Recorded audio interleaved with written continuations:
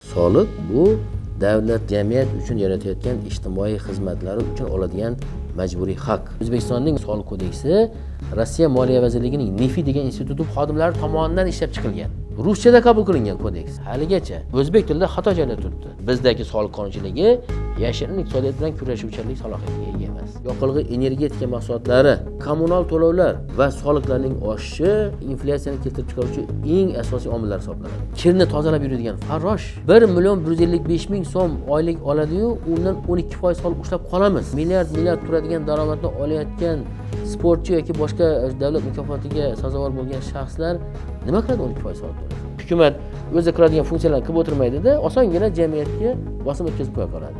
Endi kommunal to'lovlardan o'yinlar boshlandi. Suv solig'ini oshirishdan oldin suvni isrof qilishni cheklashimiz kerak. Oxirgi yillarda byudjetni tizzasi qaltirab qo'ygan, hamma biladi buni. Aksiya solig'ini oshirish ham, suv solig'ini oshirish ham byudjetga pul tushirish uchun bahona bu. Soliq jumla bo'yicha prognoz ko'rsatkichlariga erishish bo'lish kerak. Lekin amalda plan bajarish kerak deydi. Soliq kodeksi olmagan foydasi yoki olmagan daromadidan soliq olib kelyapti-da. Tadbirkorlik subyektlari ham kurashish kerak o'zining haq-huquqi uchun.